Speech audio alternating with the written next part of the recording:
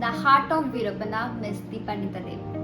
Dipannita, welcome. Thank you. Okay, so this is a Q&A kind of conversation where I'm going to ask you some questions, very simple questions, and you have to just give me answers. Okay. Are you ready? Absolutely. So let's begin.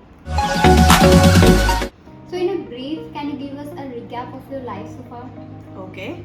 I was born in a middle class Bengali family, so a lot of things which are given to privileged people. Of course, I did not grow up with all of that. Especially the age gap between me and my sister is about 11 years. So she was like a third parent. And so I spent most of my childhood alone.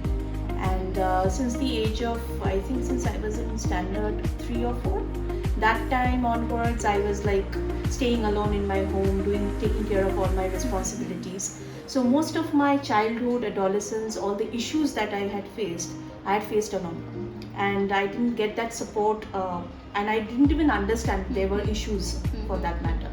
And then finally when I completed graduation, at that time my mother was about to retire. So somebody had to take the responsibility of the family. So I started doing a job in Wipro. So that was my first exposure to corporate. And then I was there for 8 years. And of course, I'd never wanted to join a corporate world, but somehow I shined there. And I was in the learning and development department. And I want to mention I was the only female trainer there out of 54 male trainers. So yeah, so that was there. But that was actually a booster of confidence, because there I realized that there is nothing that what they can do and I can't do. So that stereotypical concept that men can't do this or women can't do this, so that thing was broken.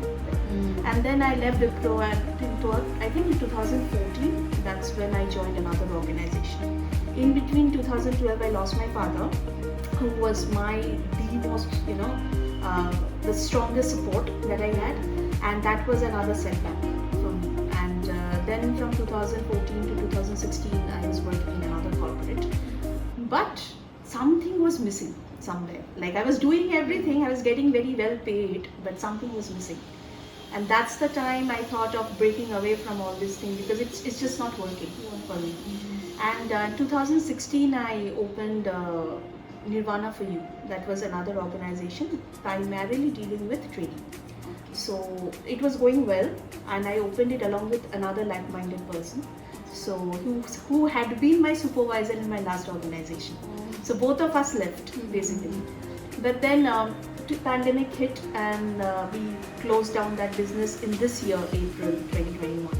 But during the pandemic, that was like another eye-opener, that how to reach out to those people, because I was already practicing in the mental health from 2017, and I've done all the courses, like whether you call it psychotherapy, art therapy, Reiki, hypnotherapy, mindfulness, everything. So that's where Sanhati came into picture.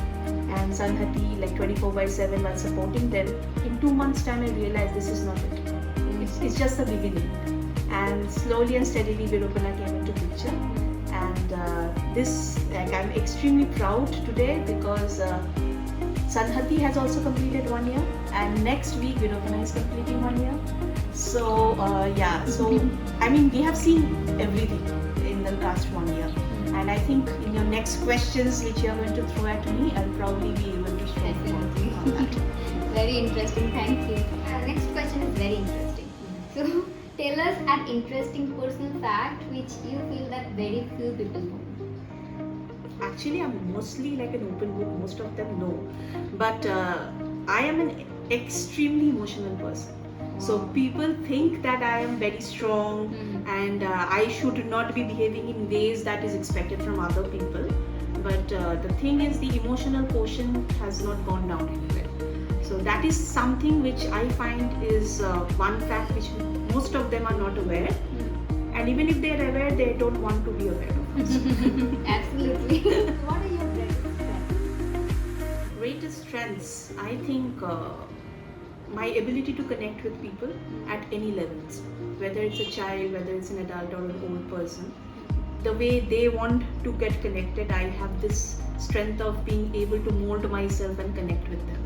And I think another strength is listening skills. That is something which is missing in today's world, and I think that is what really helps me to connect further with. Wow, inspired.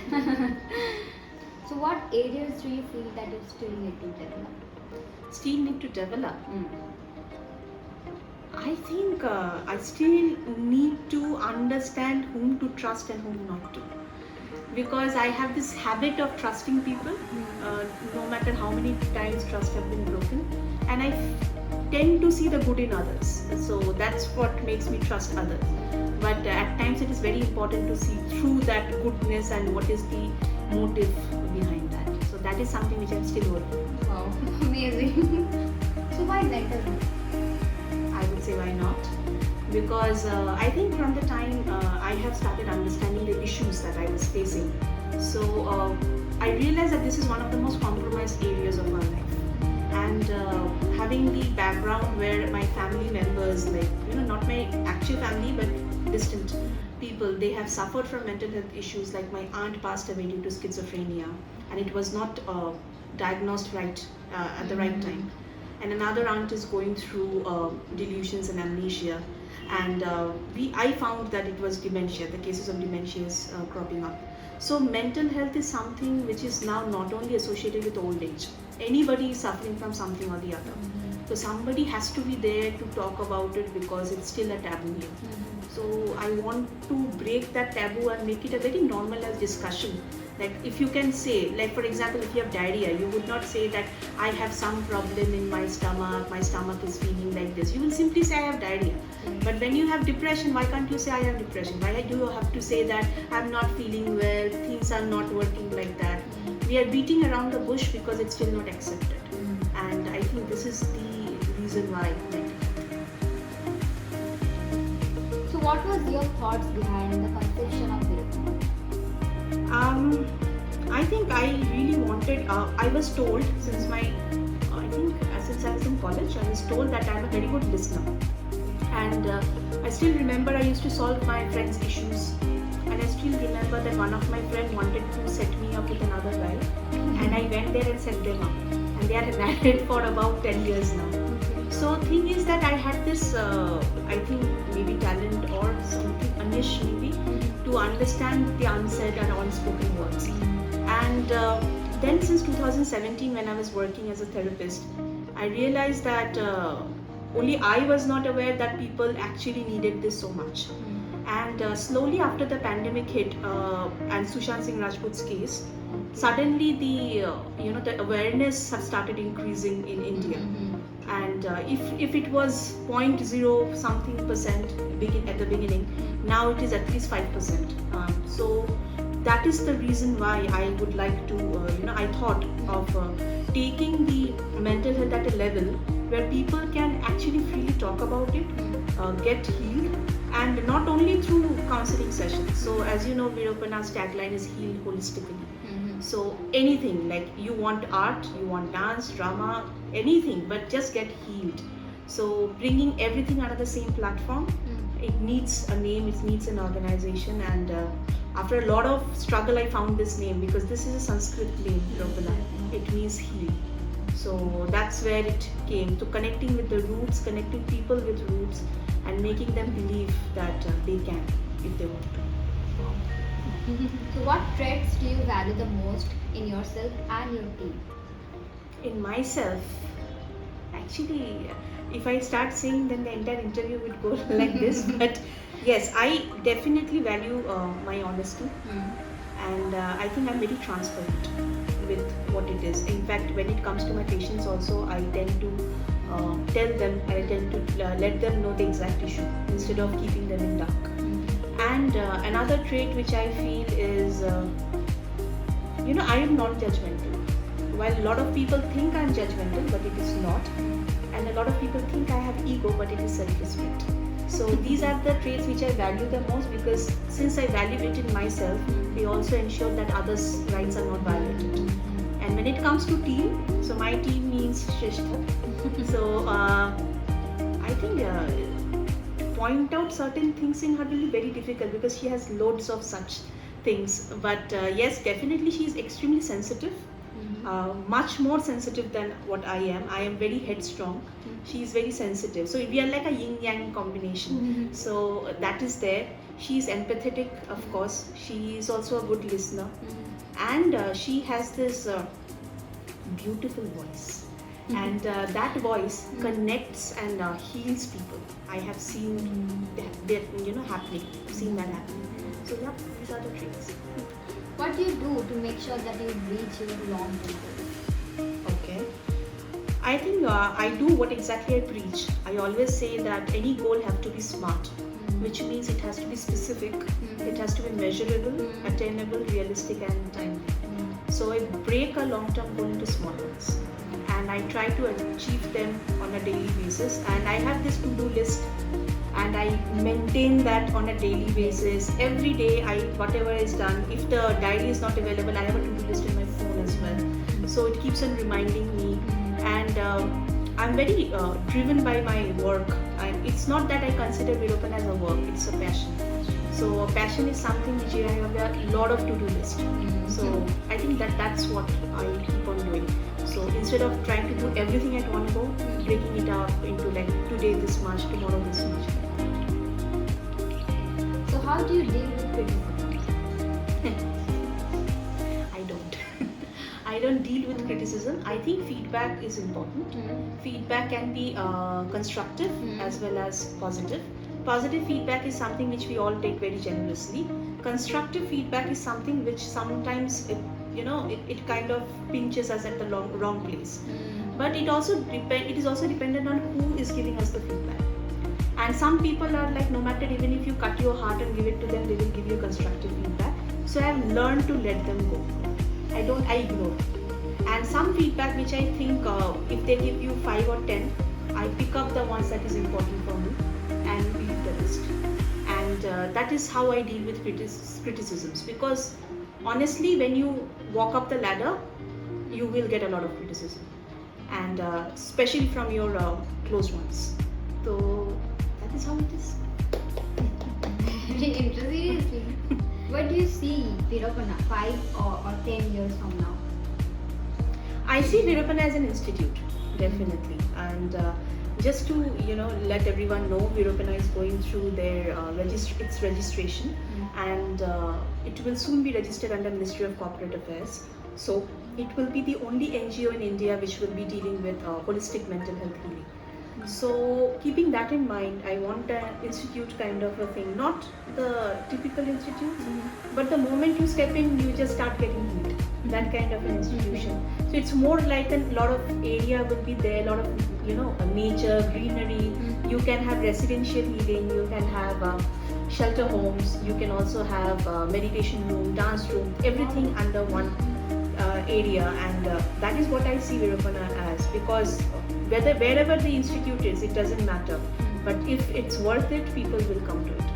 So amazing, seriously. What do you do when you're not working? Most of the time working, and if I'm not working, I'm a bookworm. I read a lot of books, and primarily I like to read a lot of spiritual books, or the books which tends to quench my thirst about certain questions that I have. So currently I'm reading a book called Karma by Sadhguru. So that is what I'm going through. I also paint. I also paint a lot. I watch mindless shows also. When my mind is too full, then I need to watch something which is nonsense. So like that.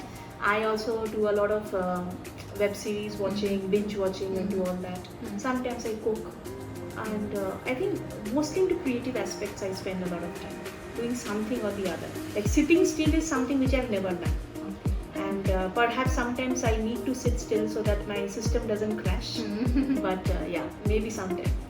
And definitely I spend a lot of time introspecting, so that it helps me to listen to the voice within. What is that one thing that has kept Virupana intact so far? One thing, I think transparency, and whether it comes to Sanhati, whether it comes to anywhere, I think we didn't have to take any dubious method for doing it. So it is always very transparent. This is it's like black or white. It is not grey in Virupana. While we are dealing with the grey matter, but the things are not great. So transparency is something which has kept us intact, because transparency builds trust, and that's how it goes on. What are your values as a company leader? As a company leader, I feel the first thing is being absolutely non-biased when it comes to whoever it is. Because we are working in India, we have a lot of discrimination based on caste, gender, sex. So that is something which I absolutely ensure that is not which will creep in when we are working in Virupana. That is one of them. Second thing is people should be made very comfortable, and they will speak nonsense. It is understood they will speak nonsense, and that's why they are there and we are here. And if we are trying to help someone, one thing is patience.